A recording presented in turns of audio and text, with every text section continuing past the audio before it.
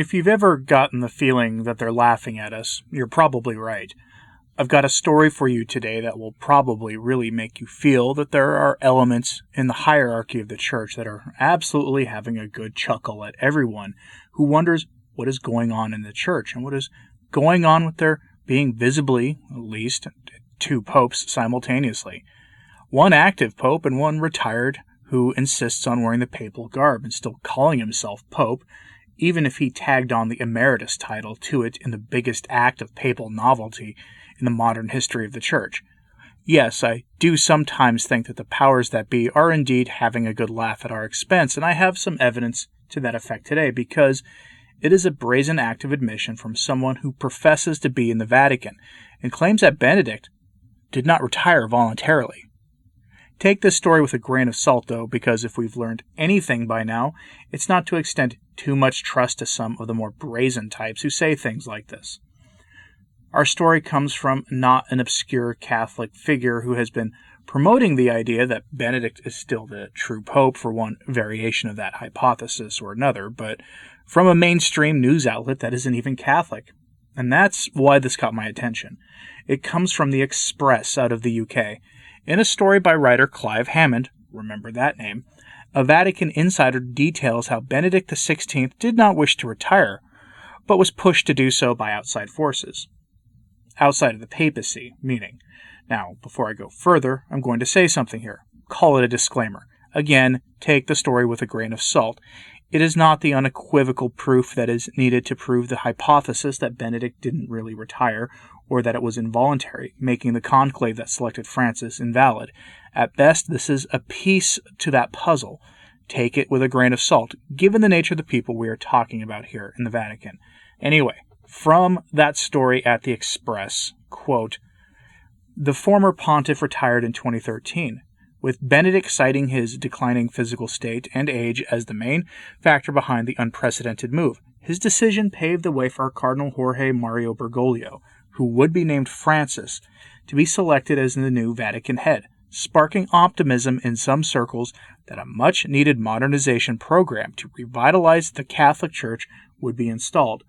Yet uncertainty surrounded Benedict's position was unearthed when Sebastian Gomez detailed how leaks, messes, and a referential attitude among its most powerful administrators had hamstrung the Vatican under Benedict's stewardship.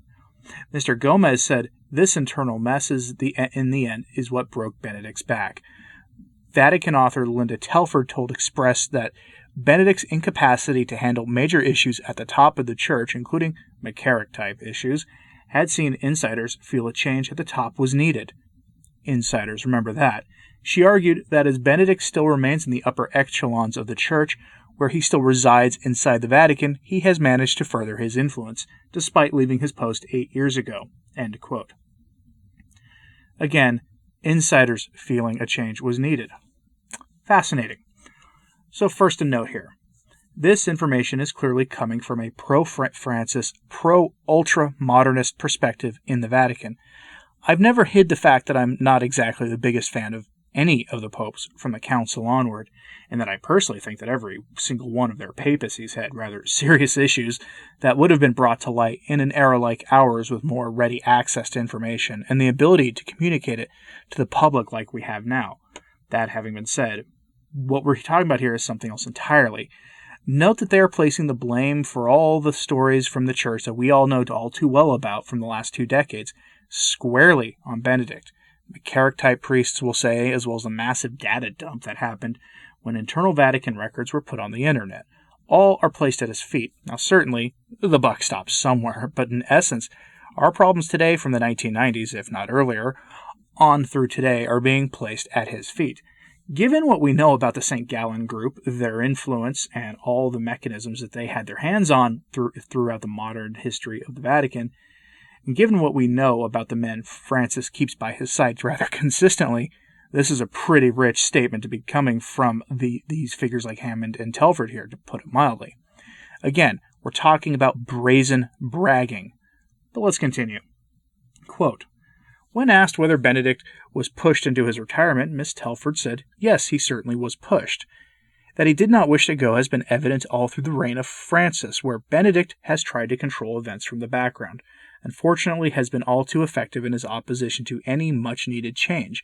He's been as obstructive as possible ever since his retirement from his physical state, yet here she still is, still interfering. Miss Telford said he was asked to leave because of the inability to show that serious matters were being dealt with, something she suggested people now demand.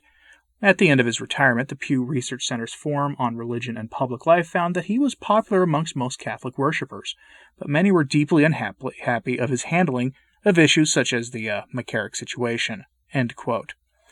Now let's be clear about something here. The protocols for a pope retiring require that the retirement be 100% voluntary. No one disputes that, whether they are the biggest believer and advocate that Benedict is still the true reigning pontiff, despite his apparent retirement, or the biggest Francis fan who admits that Francis is a luminous pope, but who may himself retire because early on he said that he would, like Benedict did. There is no debate that this act must be done voluntarily, or it's not valid. If what this Miss Telford is saying is true, then the Church has a bigger issue than most commentators are willing to talk about on its hands. Now, who is Miss Telford? Well, Linda Telford is clearly a modernist Francis Church author who has penned a book on the influence of the ladies in the Vatican.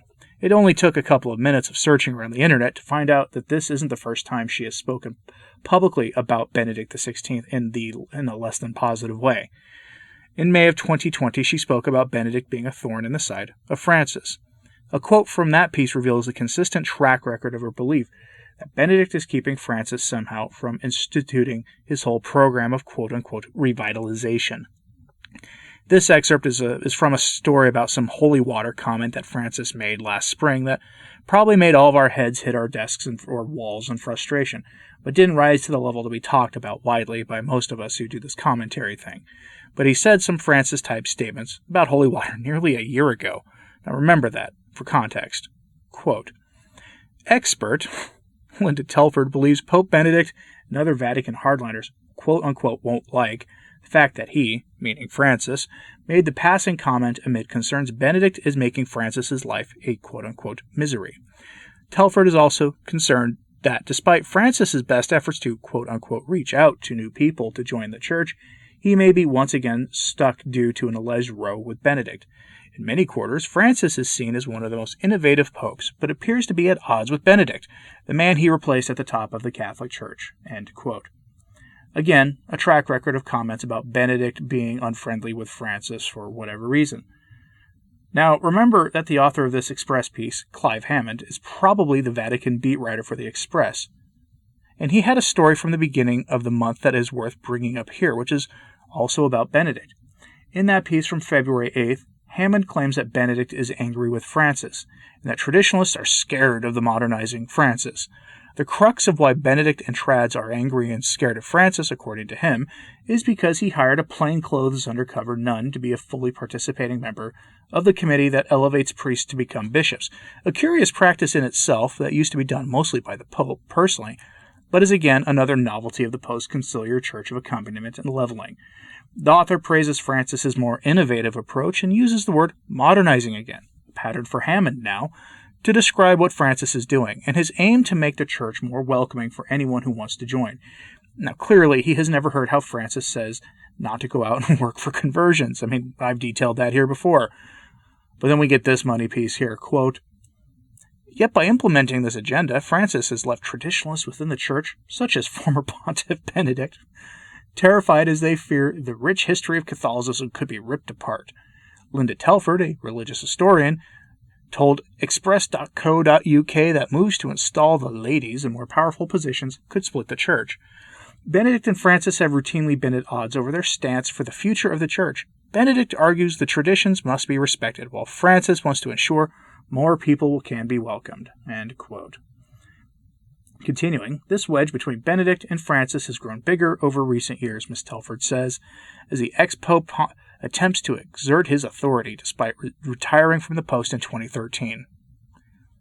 Alright, now Telford here then says something so ugly about Benedict that I can't even repeat it here, but in essence she believes that fully one half of the humanity, according to the Church, according to traditionalists, has only the proper role of engaging in prayer and making babies, and that's it.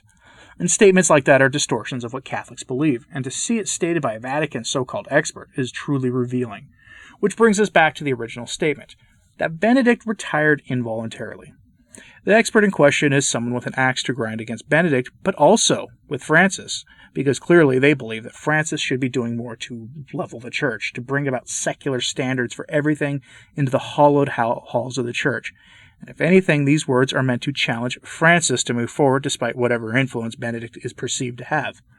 That's revealing, and it's almost like she's saying that Francis owes his post to the influence of certain people who put him there. Remember those insiders we mentioned at the beginning.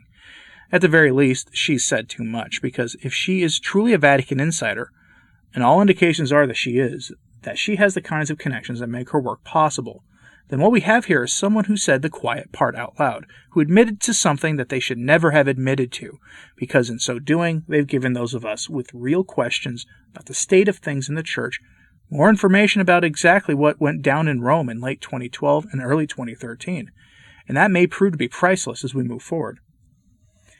Alright, so as usual, my sources are linked in the show notes today at returntotradition.org. Our hosts don't like ads appearing on screen from other places, hence the lack of screenshots here. They don't like ads linked to things in videos, so the sources are linked at my website as usual. But let me know what you think about this in the comments, please. And remember, this isn't all the proof that is needed to unequivocally state that Benedict's retirement wasn't his choice. We need members of the hierarchy who were there to admit that brazenly, and I think they know better than to do that. But those are my thoughts. Let me know yours. As always, pray for the Church. Thanks for listening. I'm Anthony Stine. Ave Maria.